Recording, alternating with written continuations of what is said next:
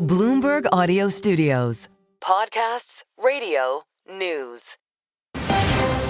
You're listening to the Bloomberg Balance of Power podcast. Catch us live weekdays at noon and 5 p.m. Eastern on Apple CarPlay and Android Auto with the Bloomberg Business app. Listen on demand wherever you get your podcasts or watch us live on YouTube. I'm Kailey Leinz alongside Mathieu here in Washington, where we're looking at Capitol Hill today and the divergence we're seeing between the two chambers and their respective paths, to trying to achieve the legislative agenda of President Trump. They're all trying to get to the same place, pass greater tax cuts, extending the 2017 tax cuts, providing more funding for the border and new immigration policy, energy, more defense spending as well. It really is a question of how they get there. And the Senate is suggesting that you may not get there the way the House wants, which is in one big package, so they better carve an alternate route. And they're taking the first steps toward doing so today. Something Lindsey Graham calls Plan B, now that Donald Trump has endorsed the House plan. But maybe that skepticism is warranted based on what we're hearing in these conversations. Either way, we got a big vote-a-rama that's coming tonight. J.D. Vance, vice president, spoke at CPAC a little bit earlier today, had this to say about the process. So the Senate obviously has its own approach. And the president has been very clear that his preference is to put everything in one bill. Right. And part of that is just simple legislative strategy. I think the president has learned a lot about how D.C. works.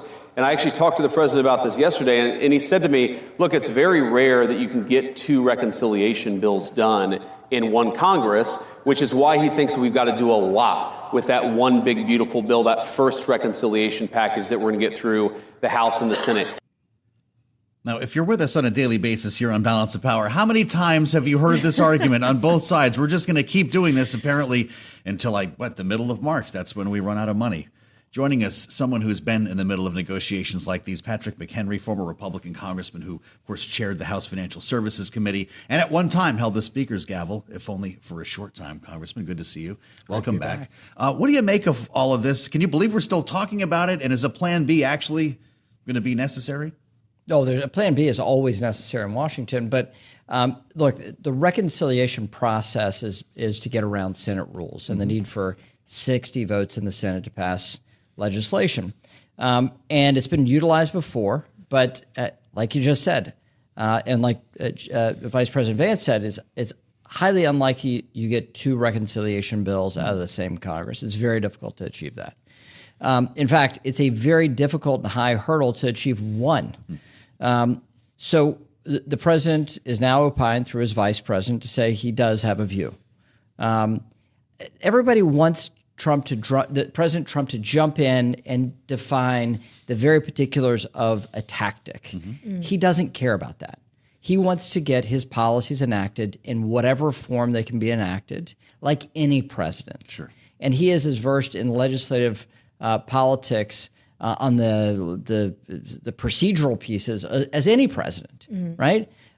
Even President Obama, who had served in the Senate, did not have a deep understanding nor experience with reconciliation until he became president. So these things are always secondary questions, not the primary questions. The primary question is, what is the policy you want enacted? You heard from Secretary Bessent. You got great news out of him today. You've now heard from the vice president. They have a view. They want one bill. They want to maximize that one bill, which means that one bill will not be fast, which is what Senator Thune, Majority Leader Thune, was trying to achieve. And Senator Graham is saying, let's get policy wins fast and show progress. And what you heard from the Treasury Secretary was what matters is the economy and our economic impact, which is what we need to get done fast and first, which means you get a big bill and it goes a little longer, but still faster than waiting for the fall for a tax bill. So I understand that this is ultimately about just getting to the end game, regardless of what mechanics have to happen in both chambers to actually get there. But is the end game that this administration, the president specifically, is outlining actually realistic given the political reality in the House of Representatives specifically, where the Ways and Means Committee has $4.5 trillion of wiggle room, essentially, barely enough to just extend the 2017 tax cuts, and is being told spending cuts will have to be in place as offsets for any other tax policy you want to pursue, be it eliminating taxes on Social Security or overtime or lifting the SALT cap. Are those cuts really there? Where would they be found? Oh, they can be found everywhere. We did this. Do they have to go to Medicaid, which the president said he doesn't want to see? Well, there's a lot of waste and a lot of government as the Doge TikTok is going around. But let's step back. When the federal government is spending dramatically more than it's ever spent before, our debt is dramatically more than ever before, and our structural deficit is quite severe. Especially we've had the worst deficits of our nation's history outside of wartime in the last decade. This is the thing that needs to be fixed for us to be economically prosperous for the long term. So you do need to get governmental savings, and you do need to have a restriction on the tax plan. We went through this in 2017 for the original Trump tax cuts. You had to actually put a fence around the number and then contain policy within that fence. That was a Senate operation. Now you're seeing the White House in this game and the Treasury in particular in this game to define what that looks like, because we have a map for treasuries and treasury auctions that will make your eyes water. The volume and the dollar amount of indebtedness and this interest rate reset the American people are going to face for the cost of our government. So you do have to constrain these things and have government efficiency in order for us to have a sustainable path on the budget going forward. Well, we talk about this one big beautiful bill that's going to take longer than, say, the 14th of March. Somebody's got to fund the government a month from now. A continuing resolution gets the Freedom Caucus upset. Does that complicate the math in a final vote on reconciliation in the House? So this idea that the Freedom Caucus has a view on a continuing resolution, they don't like the continuing resolutions that they don't want, and they like the ones that they want. It makes them want to fire the speaker. Well, yeah, exactly. It just makes them dyspeptic, right? Or more dyspeptic. Okay. And so that it's not a firmly held conviction, moral principle that we can't have a continuing resolution. I think the odds are you're going to have a continuing resolution. And second to that is a government shutdown. This is my view from outside. Look, I'm sure. Just my view. And then the third option is the funding for the rest of the year in a normal way. I think that has the lowest chances of happening, right? You have a higher likelihood of a government shutdown than a normal appropriations process, given where Hill Democrats are, and they are necessary for government funding. Wow. Reconciliation stands separate as a Republican-only proposition. Government funding has to be bipartisan, requires 60 votes in the Senate. That is a difficult and mighty nasty beast. Wow. Well, speaking of mighty nasty beats, I want to return to the conversation of the debt and deficit and your talk about efficiency, because we were just hearing from Stephen Miller in the White House press briefing about this notion of the Doge dividend, of taking some of those savings that they're working so hard to find and just funneling it back to taxpayers. And I wonder what you think of that notion. Why not just put it all toward paying down the debt? Well, I think they want to connect this back to the American people. And I think this is a visible manifestation of that goal. But I think the better way to explain this is that we need to pare down the cost of government to save the American people money. This is a literal way of showing that. I don't think it's the most effective way. I think we need to be more aggressive with the tax cuts if there's a Doge benefit. That would be the way to see this. Do Republican voters want a check in the mail, though? The association of getting checks from the Biden administration brings you, it brings you back to COVID. Why not pay off the deficit since that was the job? Or is it, in fact, proof of performance? You know what? I got my money back. That's why I voted for it. Yeah, I think it's proof of performance. I think that's the motivation behind it. And so stepping back from the literal mechanism of this, the point they're trying to make is that the taxpayer actually benefits. We have federal salaries that are much higher than the national median salary for the American people funding the government. That's out of whack. We have a federal government that has the highest head count we've ever had outside of wartime. That is out of whack. We don't have the ability to pay for government even if we doubled tax rates and doubled tax income, or doubled tax income, we would still have a deficit. So we actually do need to pare down government spending. It is a priority for the American people. And they're just trying to explain this to the American people, that it does matter to them. That's what I hear out of it. I want to ask you about something else, Congressman, that has been dominating the news in the last several days, and that is the now started negotiations, or at least very initial early talks to end the war in Ukraine, talks to which Ukraine itself was not invited, and we now have the president referring to Ukrainian President Zelensky as a dictator. Do you see this as a means for negotiation, a setting of a different kind of stage to bring Putin on side, or is this a signal that President Trump actually intends to not allow Ukraine to pursue the kind of deal that it wants to pursue? Well, first, President Trump campaigned on this. This was a campaign pledge that he would end the war in Ukraine. Now, I voted to arm Ukraine. Free peoples wanting to remain free against oppression, I think, is a vital national interest to the United States. A land war in Europe does implicate the United States in the global economy. We have enemies abroad, and we need to be serious about it. And that's how I voted in Congress. The president campaigned on something different, though. And he said he'd bring an end to the war. We don't have a means and a goal for success, and we need to have a view for what is a successful end to the war in Ukraine. Now, so he's following through on his pledge. Okay. The second piece of this information is what he said about Zelensky. That is something new and different. This tells me that this relationship has been mismanaged by the Ukrainians such that Trump goes public with this comment. That should bring greater that should really be a chilling effect for the Ukrainians that they have mismanaged this.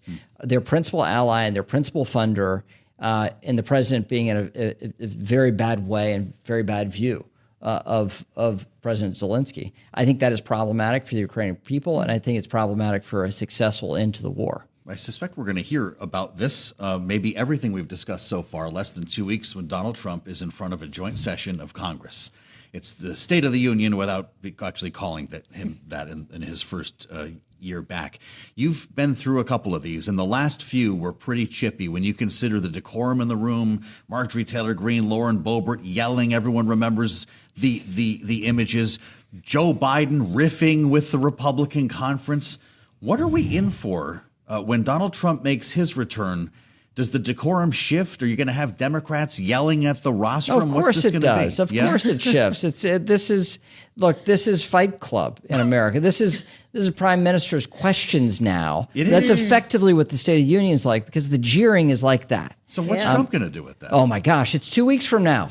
Joe, Kailey, this is the reason why, you have must-watch TV, right? We're all in this Trump era where each hour is different. Joe Biden, it was like glaciers moving and glaciers melting, and I won't get into all the other jokes to go along with that about the president himself. But the era of Trump is such a fast-paced place. So in 2 weeks, we may not be talking about any of this stuff. That's right? Very true. But it will be wild to watch. That's the Super Bowl of politics now. Absolutely. And of course, we'll have it covered for you here on Bloomberg. By all means. As this White House press briefing, by the way, is still ongoing, and they're marking 1 month of Trump in office. That's why all these characters are gathered here. It has only been one single month. Today. Incredible. And what we've covered. Does this pace continue for how long? Of course it does. 100 days? 4 years? It does. Yeah. This is in the nature of Donald Trump and what he does to the media cycle. It's amazing what he does. But to me, on substance, on policy, on substance, on regulation, on law, you have to look to folks like Secretary Bassett on where is the administration moving on these policy goals to get the economy right. Well, and folks like the former chair of the House Financial Services Committee, true. Congressman Patrick McHenry, here with us in our Washington, D.C. studio. Great as always to see you. Thank you so much for joining us. You're listening to the Bloomberg Balance of Power podcast. Catch us live weekdays at noon and 5 p.m. Eastern on Apple CarPlay and Android Auto with the Bloomberg Business app. You can also listen live on Amazon Alexa from our flagship New York station. Just say, Alexa, play Bloomberg 1130. Just down the river, if you squint your eyes, you see down by the Wilson Bridge there's that amusement park looking resort down there. That's where CPAC is getting underway right now. You get on the big Ferris wheel, you listen to J.D. Vance this morning, it's like a whole day out with the family. Donald Trump will be the keynote there tomorrow, and we'll talk more about that coming up as we consider the next step here when it comes to the Doge. And based on what we're hearing, it's the Pentagon. In fact, the Doge has already showed up. The Defense Secretary is starting to dig into this now. Pete Hegseth out with a memo you've likely read about by now on the terminal that plans to reduce projected military spending by 8% the next 5 years. And you wonder why Palantir is dropping today, why the defense contractors have been struggling on Wall Street. Some areas we're told will be spared. And we're joined by the expert on all of this. He made his way over just to talk to us from the Pentagon, Tony Capaccio, Bloomberg Pentagon reporter, who had his hands on that memo last week. Good to see you. No, I had it yesterday, but we broke the story on it Friday. So that was last week, right? I didn't have the memo. It was, well, we'll split I knew what hairs. the contents were. See how honest this guy is? Are we really going to see an 8% cut? I thought we were about to get the first $1 trillion defense budget. Yeah, so this is an interesting issue. It's not a cut in the classic sense that the Pentagon's going to lose the money. Got it. It's going to be a shift. The original memo, or the memo wasn't very clear on that. Then a major news organization yesterday, not Bloomberg, implied massive shifts in spending cuts. Yes. That hurt the market. Sure did. Last night at about 7 o'clock, they put out a statement saying, oh no, it's the impact in fiscal 26 will be about $50 billion. That's their 8%. Mm-hmm. They put out a list of 17 exempted programs that were among the biggest defense programs, like nuclear modernization, for one, the Virginia-class submarine. The one they didn't put out there for an exemption from these cuts is the F-35, the biggest defense program in the world. So I'd be a little nervous if I was an F-35 aficionado. So when you talk winners and losers here, there's one potential loser. Who are the winners? The winners are missile defense, Yep.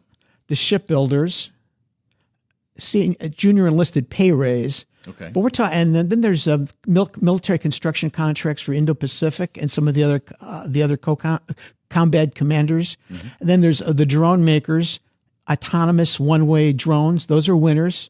That would be Aero Environment, be one company that comes to mind. Yeah. But the interesting thing is the loser parts. The Pentagon has until Tuesday to come up with these lists to give to the comptroller's office. Okay. There's interesting conversions here, Joe.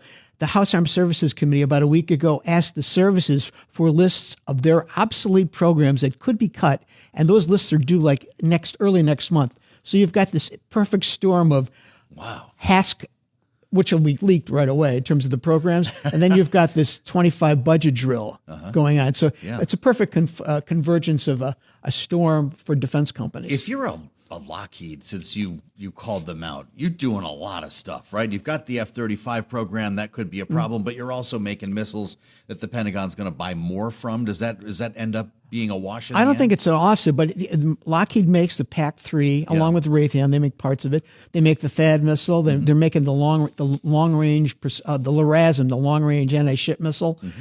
But nothing makes up for the F-35.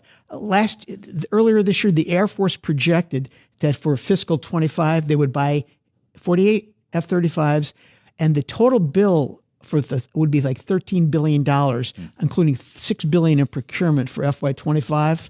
The rest of it's MilCon and R&D and O&M, but it's a rich target if you're looking for a program that Elon Musk doesn't like. Fascinating.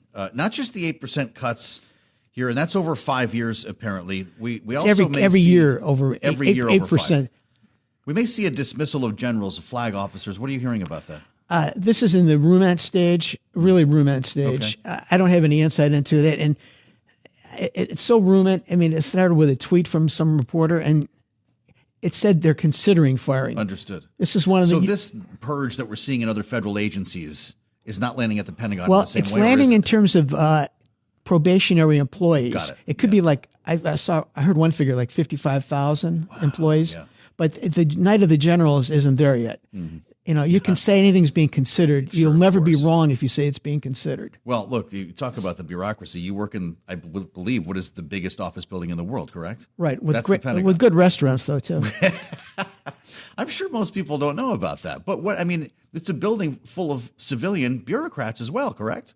Yeah, it's a mini city. Mm-hmm. After 9/11, they did a great job of making it better lit. You can find your way around a lot easier. There's They're Kentucky. not going to cut the lights, but no, Kentucky Fried Chicken, Panda Cafe. There's a lot of life. Got the there. Panda Express at the Pentagon. Panda Express. Excuse me. How about that? I really need to come visit you over there sometime. I don't know if you can be cleared to get in. They wouldn't let me in the building. The war in Ukraine is supposedly winding down. I don't have any timeline for you on that, but you know the story about the talks. You see a ceasefire in place right now. Don't know how long that'll last in Gaza. Do developments like these change our plans for procurement, for spending, et cetera? We were in the middle of multiple hot wars a couple of months ago. We might not be a couple months from now. Now we're in the replenishment phase. They used many missiles against the Houthis in Iran last year. Expensive missiles. The SM-6, the Navy's best, they fired like 80 of those against Houthi targets. Those are about $4.5 million apiece. Wow. So we're in the replenishment phase for precision weapons and also the buildup phase for 155 millimeter shells. So you got to wonder if there's a Ukraine ceasefire. Let's hope that something does happen like that. Right. We're going to have a surplus, of 155 shells and a capacity to build those. But we're in the replenishment phase. The big issue is going to be the Indo-Pacific and how this replicator program plays out. It's cloaked in mystery. It's drones up the gazoo, so to speak, but it's supposed to be thousands in place by next August. I think that's where a lot of the Hegseth attention is going to turn to because he wants to focus more closely on China. So these drone makers are the hottest thing going right now when it comes to Pentagon spending. I would think that people should take a look at them. Not that I'm giving investment advice, but they're...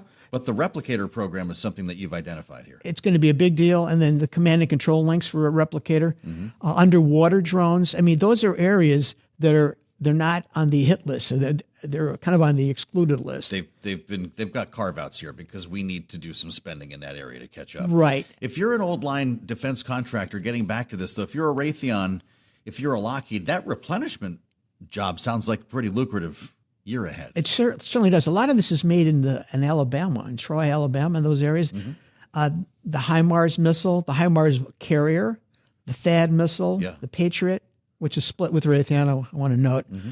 But no, they have a good backdrop of missiles and fire control systems. The F-35, though, is a huge part of their revenue. I think it was like 25%. But, for Lockheed. Excuse me, for Lockheed. Yeah. But the replenishment part, and Hegseth's memo does specifically singles out for an exemption munitions. So this is a very constrained amount of what's left. And the interesting part of the game in Washington will be, what are those programs being cut? Fascinating always to spend time with Tony Capaccio. In our remaining moment, are we going to get a new fifth-generation fighter jet in this new administration, something in the air or on the sea that we've never seen before? No. Maybe on the sea we're going to see some underwater programs, underwater drone programs we haven't seen. But it's unmanned. Unmanned, but I don't see the next generation. That was the NGAD program, which the Air Force put on hold. Amazing. Great to spend time with Tony Capaccio. He even brought the memo over with us. Panda Express, Kentucky Fried Chicken. What else do you have over there? The Pentagon. Baskin and Robbins. Really, you guys are eating ice cream over there too. There's a good Lebanese taverna that just opened. See, how about it? All right, if you can get me in the building, I'd like to come see it first. Clearances with Tony Capaccio. I'm Joe Mathieu in Washington. Glad you're with us here on the fastest show in politics. It's the Thursday edition. We are Balance of Power. You're listening to the Bloomberg Balance of Power podcast. Catch us live weekdays at noon and 5 p.m. Eastern on Apple CarPlay and Android Auto with the Bloomberg Business app. Listen on demand wherever you get your podcasts or watch us live on YouTube. As we had the voice of Michael Bright, CEO of the Structured Finance Association here in Washington. Michael, welcome back. It's great to see you. Yeah, great. Thanks for having me back. I want to ask you about your take on Fannie and Freddie, which you've been writing a lot about, and it's going to be a big story in a minute here in Washington. But first, your take on what we just heard here, the consideration of elevated inflation and its impact on the contours of the bond market, the Treasury market specifically. A lot of people think this looks like Janet Yellen's Treasury more than what they expected from Trump. What do you think? Yeah. This is going to be a challenge for them for a very long time. I mean, inflation is still sticky high, and the Fed can do only so much. But if we got here because of too much spending, we certainly got here because of too much quantitative easing. I think everybody can look back at sort of that 2020, 2021 period and say some of that spending probably contributed to this. The Fed was wrong in thinking that it was transitory, and so it's been a long way out. They did get us down from 9 on CPI to in the 3s without really taking the economy and kept unemployment low. But 3-4% CPI is not going to cut it. The Fed really needs to get it down below 2 to maintain the credibility. And so spending is going to be a big part of whether or not that's successful. Spending, my goodness. Well, we're about to have a grand debate over that right now. A lot of people are writing off the year when it comes to interest rate cuts. Are you among them? They can't cut until it's credible that CPI is really heading down. I mean, because what will happen is that the Fed cuts rates and the market doesn't really believe that they have inflation under control, then longer term rates are just going to go up. So there's nothing that you can do. So inflation is the boundary condition on what the Fed can do. It really is their primary mandate. And so, I've been bearish on the prospect for some of these rate cuts. I was actually wrong when they cut 50. I thought they should only have gone 25. And then if they would only go 25, I think that was probably the right call, actually, because you saw longer term rates jack up because the market started to get concerned again about inflation. Yeah. Well, it's interesting. Another thing that people thought was a likelihood if Donald Trump won the election would be action on Fannie and Freddie. Yeah. And it's something that you've been engaged in. Bill Ackman really got people's hopes up when he issued, this was the end of December, his thoughts on this, sent out a series of tweets and said that they're particularly interesting today versus any other time in history, as he wrote, that there's a credible path for their removal from conservatorship in the relative short term, and by that he means the next 2 years. Now you say, fine, but not without reforms. Yeah. And you've suggested in an op-ed a series of reforms. Simply releasing Fannie and Freddie to the private world would, for instance, hurt lower-end borrowers in your take. So what do you do about it? Well, I think, look, this is a very complicated debate. So they've been in conservatorship for 15 years. Imagine it's been 15 years. It's pretty crazy, right? Yeah. But there's reasons for that. I mean, ending it is going to be very, very complicated. So I don't think you can do it just by Congress. Mm-hmm. Congress acting on its own without leadership from the administration. Conversely, I don't think it's wise to do it with administrative action only. There are things that need to be codified by Congress in order to get the system sort of to the right place where it's going to be. So one of them would be, of course, we lived what I kind of call the big lie for a very long time, which was said that these bonds were not backed by the federal government, that the MBS, the mortgage-backed securities they issue, were not backed. If you looked at a prospectus prior to the financial crisis, it says these are not backed by the full faith and credit of the United States. But everybody kind of assumed that they probably would be, but unclear about that. Mm-hmm. And so it kind of culminated at this one anecdote that I don't know if you remember, but during the 2008 financial crisis, it also coincided with the Beijing Olympics. Mm-hmm. And then Secretary of State John Paulson had to go and reassure the Chinese, we are going to back these companies up, I promise. Please don't sell all the bonds that you own, otherwise U.S. interest rates would skyrocket. Yeah. That's a risk that we'd be facing again if they are released from conservatorship only through administrative action. It's possible, to Bill Ackman's point, that this could be one of the confluence of administrative leadership on the issue. If it's coupled with congressional reforms, that would be very helpful. There's other things that Congress needs to do as well. Some of those I outlined in the but to begin with, just to think that we're talking about this in this moment politically with a Republican majority of what could be won at some point by spring. Yeah. Is Washington really prepared to have a grown-up conversation about this? There's a reason it's taken 15 years. Yeah. There have been bipartisan legislative efforts that had some momentum but didn't get over the finish line. Mm-hmm. There have been purely administrative efforts. In fact, in the Trump 1.0 administration, there was quite a strong push for that. I think because it was administrative only, there was a negative market reaction that kind of put a pause on that. Mm-hmm. So is it likely in the next 2 years? I disagree with the thought that it's likely. Okay. I think that we do have a unique alignment of administrative leadership and potential congressional willingness to do it. Okay. But it would need to be bipartisan, in my opinion, in order to really So this is a just in case, basically, what you're laying out here. So let's talk about them. Lower loan limits on mortgages they can guarantee, you suggest.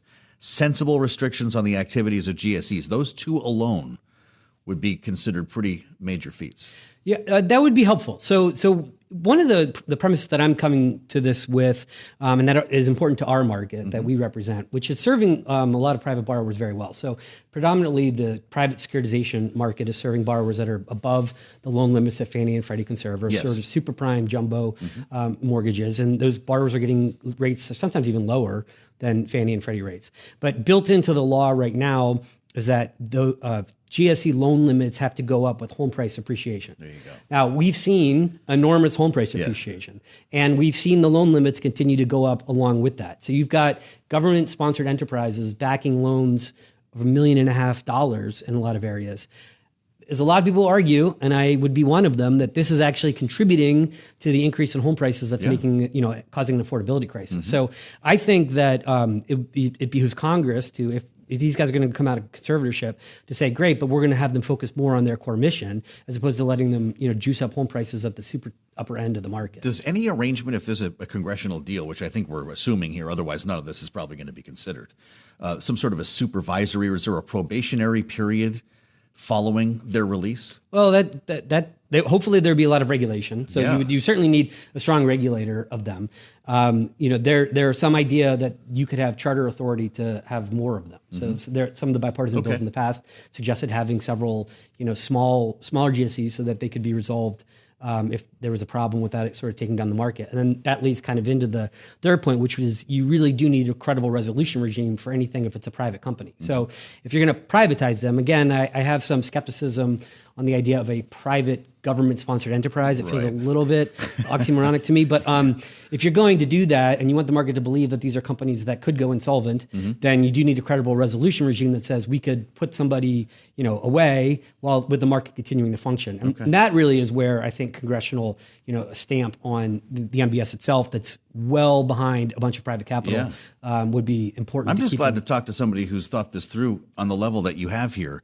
We're out of time. It's been 15 years. It's been 15 years. Maybe not in the next 2, you say. Will it be before 20 go by? No. Really? So we're just talking for the fun of it here. Always. Wow, that's Washington, everyone. You just saw it in real time. Michael Bright, great to have you back. Thank you very much. Check out what he was writing, the op-eds in American Banker, That's correct? Yep. CEO, the Structured Finance Association, but we brought it to you right here on the fastest show in politics. We'll assemble our panel next. Rick and Jeannie, right here on Bloomberg. You're listening to the Bloomberg Balance of Power podcast. Catch us live weekdays at noon and 5 p.m. Eastern on Apple CarPlay and Android Auto with the Bloomberg Business app. You can also listen live on Amazon Alexa from our flagship New York station. Just say, Alexa, play Bloomberg 1130. Around this time yesterday, we were waiting for a judge's ruling on Eric Adams. It never came.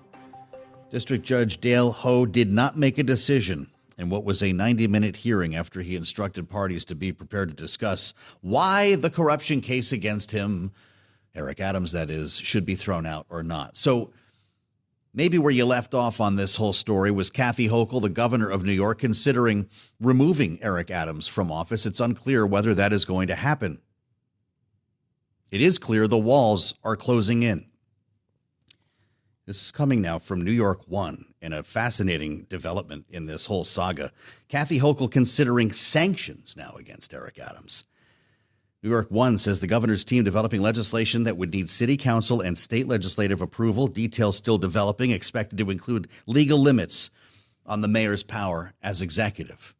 But he just hangs out there, living with these restrictions. Let's get the panel's take on this before we move on to some other topics. This is just breaking right now, and glad to say we have Rick and Jeannie both with us today. Bloomberg Politics contributors, Jeannie Shanzano, of course, Democratic strategist and political science professor at Iona University. Rick Davis, Republican strategist and partner at Stonecourt Capital.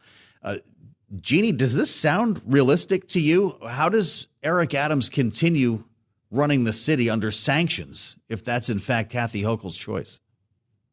Yeah, Joe, you say sanctions. I think we're talking about Russia. And yet, no, we're talking about the mayor of New York City. It's astonishing. Apparently, if what we're hearing is to be believed, what they're really talking about is legislation that would go through the New York State Assembly, the legislature, and the Senate and get approved by the New York City Council that would sanction and limit the power of the New York City mayor. I think that this is a far-fetched idea. I think it is an indication that the governor does not feel she is ready to try to take the step to remove him. And so I think that they are thinking of this as sort of a backstop, but it is highly problematic. And let's not forget, New York City is facing an election for mayor this year. She didn't move when he was indicted. I'm not sure we have a good reason from her yet that she should move either to sanctions or to some kind of removal at this point. So, Rick, does this sound like Mayor Eric Adams keeps his job, at least for now? Yeah, I mean, this is the most non-action I've seen taken by a chief executive of a state in a long time. And maybe you can just rack it up to Democratic politics in New York. Jeannie would know more about that stuff than I do. But This is nuts. You either think he's violated the law and done a deal with the Trump administration that's inappropriate and he ought to be removed, or leave him alone. Just what we need is more strings attached to running the city of New York by the Albany. Oh, great strategy, Governor. My guess is she's just got those footsteps of Andrew Cuomo in the back of her mind. The idea that somehow she would elevate his chances of being mayor would absolutely destroy her.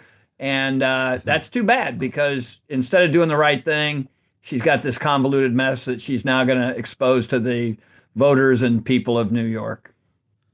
Wow. Well, I'm just loving listening to your instant reactions here. Jeannie, while this may be good news, I guess, in the short term for Eric Adams, what does it mean for potential long-term damage to the office? There's so much potential damage to the office, and Rick is absolutely right. What about the people of the city of New York? We have had 4 aides to the mayor have resigned, as we know, over the weekend. New York City has over 8 million people. It is a complicated, some people say it's the second hardest job in the country, besides yours, Joe Mathieu. We're having somebody do this under indictment, under all of this pressure. It is very, very tough to imagine. But I also think, from Kathy Hochul's perspective, it is another in a long line of reminders to people that she doesn't seem to be able to exhibit the kind of strength that people want in a governor, the decisive action that people are hoping for. She is holding meetings. Now she's thinking about removal. Now she's thinking about sanctions. I don't think either one is a good deal, but here she goes now, throwing out another trial balloon. It is not good. By the way, today she has also deployed the National Guard because of a prison strike, and she's got Donald Trump breathing down her neck about congestion pricing. So Kathy Hochul has her hands full, but this is a really tough moment, and I don't think this makes sense. Well, I just wonder what the Trump effect is here. Rick, what do you think? A day after the congestion pricing move, he's pals with Eric Adams now. That's why this case is being ordered to be thrown out despite all the resignations. Is Kathy Hochul afraid of Trump? Yeah, if she's afraid of Trump, then she ought to resign herself as governor of New York. She's got an obligation to serve the people of New York, as Jeannie said, and that includes everybody in New York City. If she thinks something's wrong occurred, then she ought to say so and act accordingly. If not, then shut up and go back to Albany and see what you can do about saving your state, because it's got enough problems on its own. Look, this is just another example of half measures trying to equate to managing a crisis. They have a crisis in New York City right now, and fomented in part because of what looks like a sort of devil's bargain with the Justice Department to do the bidding of the czar of immigration in New York City in return for getting off a indictment. That should be what we're talking about today, not this idea that somehow you're going to put strings attached to being mayor of New York. By the way, do those all go away if he doesn't win re-election? It's nuts. They won't even get it done by the time the election occurs in New York City. And what chances does this guy have of getting reelected with the problems that he's created for himself? Wow, this is Rick and Jeannie at their best here. We may as well go from one crisis to another. Can we call it a crisis? What's happening on Capitol Hill right now? We're walking up on a funding deadline here. We've got this massive agenda Donald Trump wants in one big bill, and the Senate, in the meantime, is going ahead this afternoon with a 2-bill plan. This is pretty remarkable, Rick Davis. Lindsey Graham, who you knew well in your years working in the Senate, says, the president prefers one big, beautiful bill, but you always need a plan B around here. Will he get credit for it in the end? Probably not. My guess is no good deed goes unpunished on Capitol Hill, and this is going to go into that category. We'll see what happens. We know that the House of Representatives is not a reliable partner. They don't have enough of a margin to guarantee outcomes. And so I think the idea is to let both these flowers bloom and see what comes of it. I think that's probably as best an option as you can get when you have the President of the United States trying to make legislative strategy for these guys. and frankly, tying him up quite a bit after saying, whatever you guys bring me works for me. Don't know what changed Trump's mind, but it has caused a lot of trouble on Capitol Hill. Boy, yeah. So enter Senate Democrats, Jeannie. This means it's time for the vote-a-rama, and it's going to be a late night, if not an early morning. Maybe they're still underway at this time tomorrow, but we're expecting a lot of amendments. This is part of the pleasure of working in the Senate here, and I bet Rick has many scars to show for the late nights when it came time for vote-a-rama. Chuck Schumer's got a strategy here. What's it going to be? Well, I think they are going to try to put up so the Republicans have to take as many hard votes as they can force them to make. The fascinating thing here, I think, is for all the distractions that Donald Trump presents, and just, I guess today is 1 month. I can't believe it. 1 month he's been in office. Yeah. Seems like an eternity. But the most important thing that can define his presidency is going to be what we're talking about now, which is legislation. For all the EOs and all of this stuff that he has been doing, it can all be easily overturned or relatively easily overturned by whoever comes in next, whatever Democrat next gets in office. But legislation is much harder. So this is really where the rubber meets the road.